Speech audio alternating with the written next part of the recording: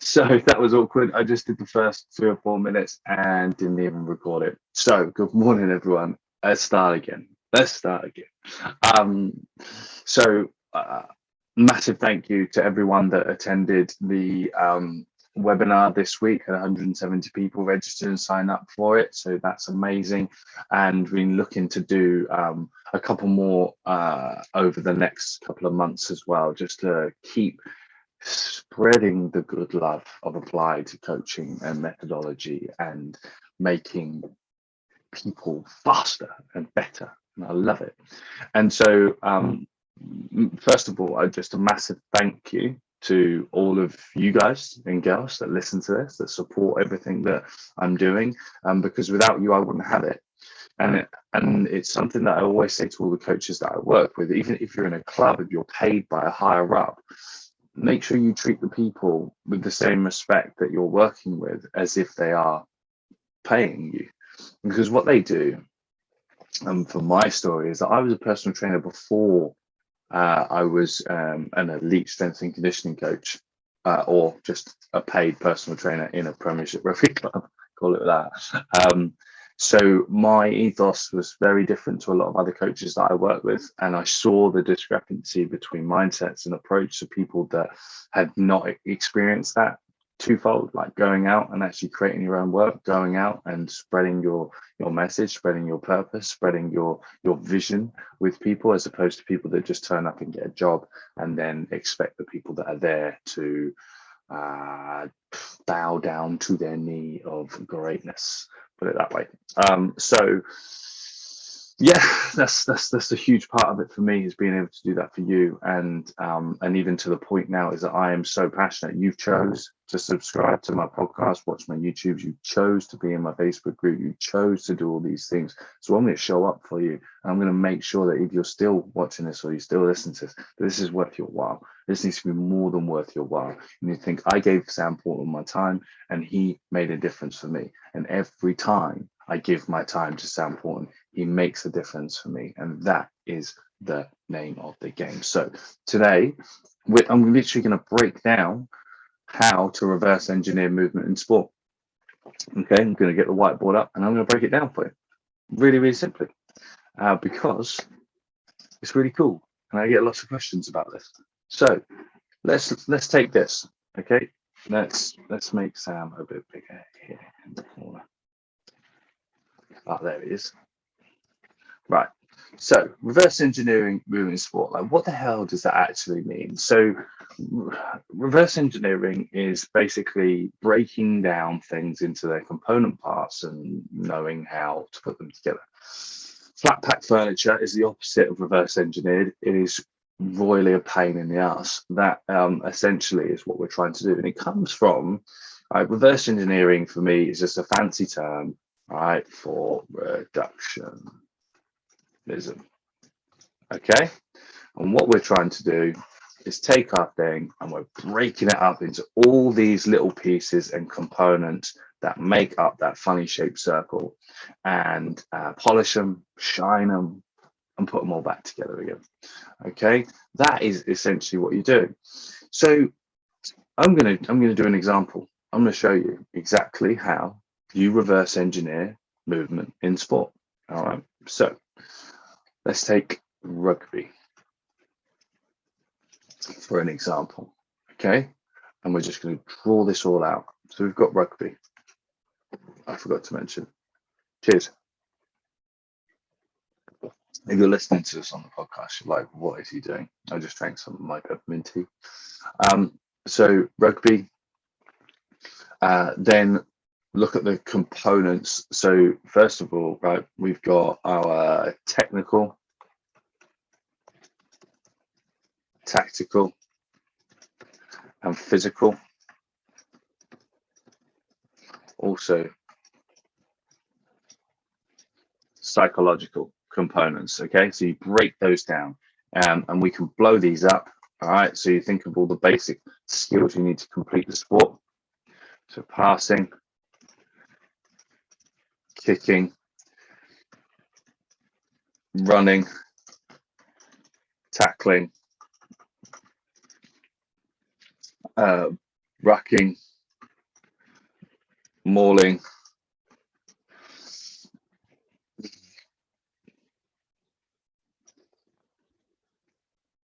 aggressive hugging. I'll write that as wrestling there. Because I don't know about anyone else who's listening to this. Sometimes you end up just aggressively hugging someone when you're tackling them, when you're trying to play them. So we've got kicking, passing, kicking, running, tackling, rucking, mauling, and wrestling. That's about it, right? So then tactical. If we're going to break this down again, so look at the tactical nature, because our main area is going to be here running today. But I just want to go through this with you. So you look at our tactical. So you're going to have that awareness, all right? So, and a huge part of awareness is having your skill tools. So, for example, you're not going to, sure, some people do, kick the ball when they can just pass the ball, but having the awareness of the skills at their disposal in terms of when to use it. So in here, you need to recognize field position, momentum. You need to recognize, I'll put it in there, right? But I'm not a massive fan of it. You need to recognize game plan. All right, so game plan sometimes gets a little bit exhausted by the amounts of homework people do on teams, and then they turn up and they do something different, or you just don't play in the quote unquote chaos of it all. So you've got awareness, skill tools, field position, momentum, game plan, and I think that'll do for that. We could break this down even more. But like, so physically now, what do you need? You need your aerobic fitness. You need your lactic fitness. You need your strength. You need your power. You need your speed. Okay, and you need so there's your endurance qualities. So we put that in alactic, aerobic. Your strength, power, and speed, and then all the other little bits and pieces where you put in there, flexibility and everything like that. Psychological now, what do we need? So we need presence. Okay, we need, let's call it emotional control, so regulation. This all comes back to being present, if I'm completely honest. So we need to, what people say, keep your cool. So you need composure. This all comes back to being present in the you need to have confidence. You know, that confidence in your own ability is huge. You need to understand the story, okay? Because every game and every path and every day in your life has narrative. So you need to understand the story that's around that. And then also, let's finish off with just how you're telling that story, because all of those things can underpin everything else. So that's sort of like the first level of reverse engineering movement in sport. And we're just going to go today and we're going to look just purely at the running. All right. What I would advise is if you look at this and you're breaking down that reverse engineering movement in sport areas, then, you know, let's blow up awareness and go, well, what do I need my players, or what do I need to have put in place for awareness? So we're going to go into running now. So running in the field and in the arena of rugby. So what do you have to do? You have to avoid people or run through people. Through people. Simple. Okay, and then you've also got, let's chuck it in here, ball or without ball. Okay, those are the two sort of main things that you're going to do that involve running and playing rugby. All right, that's what you're trying to piece together. When I run, how do I play rugby? That's the question. And then also, how do I play rugby when I run? All right, so then if we look at this, so we know that if we're running through and around people, that's going to look at so ignore that one. We don't want that one. So we want agility, okay, and we also need just multi-D movement. Okay. Oh, my notepad's reached its limit. Oh God. Yeah. So then multi and agility and multi-directional movement. So brilliant. So we're on there. So then let's look at just the next layer that comes into that. So, you know, all of these, so through and around people, what you're going to need to be able to do is Excel, find MXV. Notice I don't put transition in there because the reason why is basically you Excel to maximum velocity. That's it. Keep it simple. Then you need to accelerate. You need to max velocity. But if I was going to put another layer underneath that, which I'm actually going to do for you right now, okay, what we need to know is how are those things expressed in maximum, how are those things expressed in sports? So through people and around people. So we need to swerve, we just need to chase, okay, we need to run away, we need to and then evade, okay. And then so in order to get from then, that's when we need to just acceleration and max velocity, okay. That's what we need to do, okay. We work backwards from them, okay.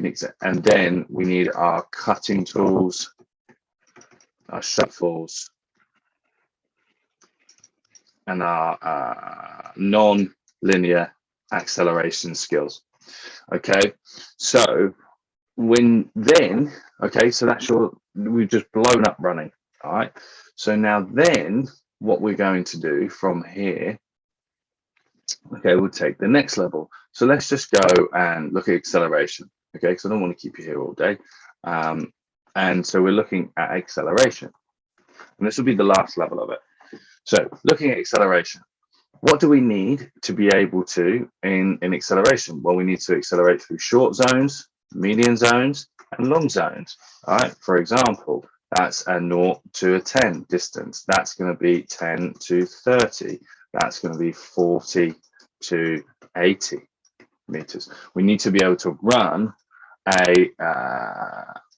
and manage our decay of acceleration through these different areas. So that's really important to teach.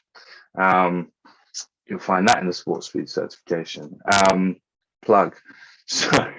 So when you're managing those, then you break it down again. So we know, what do we need out of our 0 to 10? So that's going to come from steps 1 to 3. All right, there's 7 steps in acceleration, but steps 1 to 3 in 10 meters acceleration, that's going to be the most important, 1 to 3.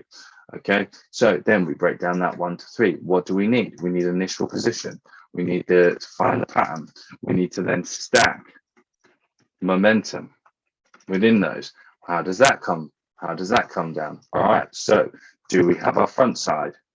Okay, can we get front side? Are we strong in, I've clicked to the pen. Are we strong in our backside movements? Okay. Can we from there? So they're technical elements of this. So are we strong in our front side? Are we strong in our backside?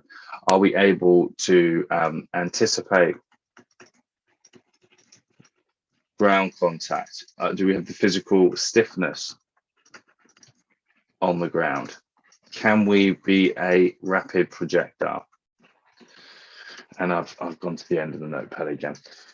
So as you go down further and further, I'll stop sharing my screen, sorry, and I'll come back. So as you go further and further down, in the last 5 minutes, we've literally just broken down reverse engineering running in rugby with a specific element to acceleration.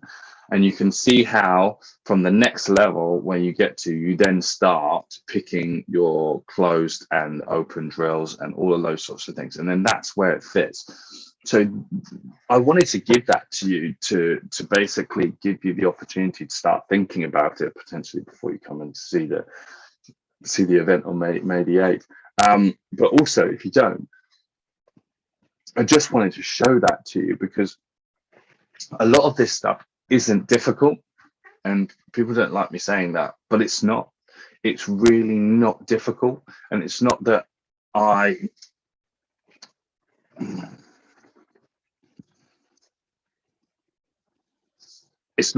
find it difficult. Sorry, my camera just lost that. It's not that because I find it easy because I've done it over and over again. It's about asking the right questions when you do it.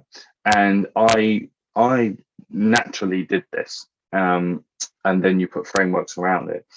And a lot of you coaches listening to this will do this. And I can't stress stuff like this enough, and saying to you that you are a really good coach. You are a very good coach and you know what you're doing. And this, because I can say this quite obtusely, is because the amount of coaches that I speak to are bloody good coaches. They just don't know it yet. So what you need to do is take a step back and embrace the simplicity and do the boring, rather than worrying about everything else, because the greatness comes when you know what to use. Just like an athlete, you're teaching them a specific toolbox of tricks. And so that comes from when you know what to coach, when to coach, and when to use it. Okay, so I hope you enjoyed that this morning. I really did. I found that really good fun. Of course I did. But if you've got any questions on it, just hit me up. Hit me up on Instagram, hit me up wherever.